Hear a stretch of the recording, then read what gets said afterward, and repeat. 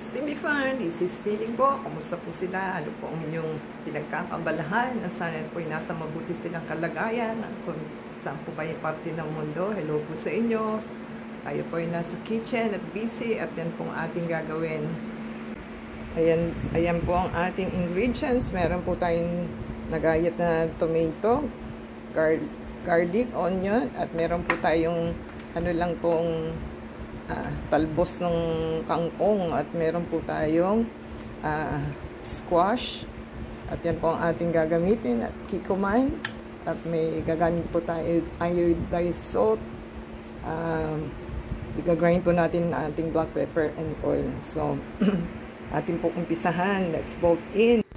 Ayan mga kamiling Stevie Fun, gagamit po tayo ng induction at nakaano na po, set na yung ating gagawin, at meron po tayong oil. Lalagyan na po natin siya ng oil since hindi po ito non-stick. Yan po ang ating gagawin, at hintayin lang po natin uminit siya. Hintayin lang po natin. So ayan, nagaano na po sa init ang ating casserole ba? At wala po tayong pang pwede na po natin ilagay ang ating picado na garlic. Ayan. Salutin lang naman po. At baka po mag-static ang ating phone sa ating hihinaan po natin ang ating kalan.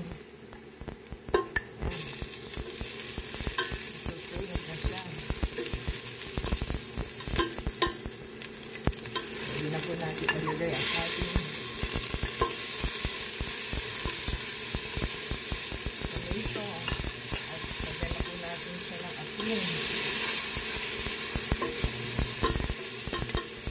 Ayan, lagyan na po natin ng asin ng ating at lalagyan na po natin ng tubig.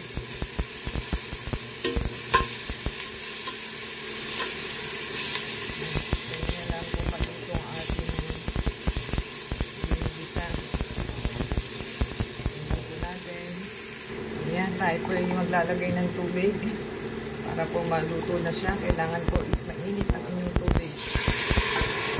Ayan, 2 cup ang ating ilalagay.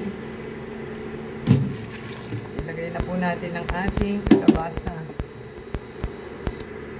So ito po ang ating kalabasa. Meron po tayong seed. Hindi po natin tinatapon ng seed ng kalabasa. At vitamin po yan sa ating katawan. So tayo po natin i-timer natin ang ating niluluto, at iset natin ang timer.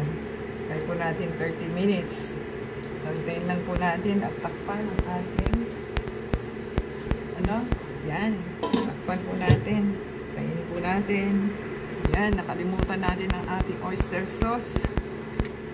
Yan po ang ating gagawin. Lagyan na po ng oyster sauce. Nabubulol po tayo Yan, para po magkalasa na siya. At wala naman po tayong ibang ilalagay. At may salt na po yan.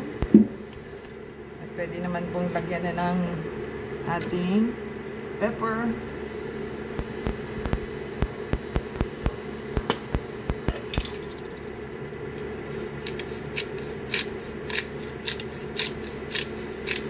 Ayan. Pwede na po. At saka nyo lang po haluin.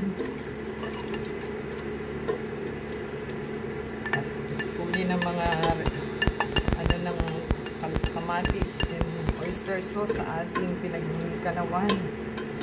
At hintayin po natin maluto ang ating kalabasa. Ayan. Takpan na po natin. Ayan. Kamiling Stevie Fun. Ating po silipin kung ano na nangyayari sa ating kalabasa. Ayan. Paluto na po siya. Tignan po natin kung maihiwa na. Ayan. Pwede na po. At pwede na po natin ating kangkong. Ayan. Lutuin lang po. Para maluto na siya.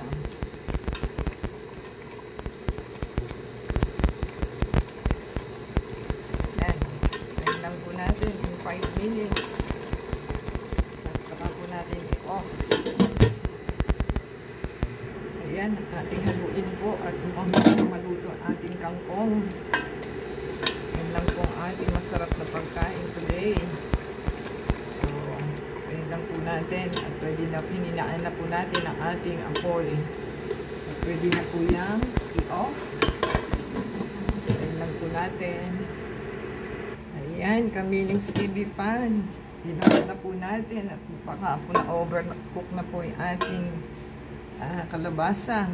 At yan na po ang ating pagkain na prepare. Ayan na po ang ating masarap na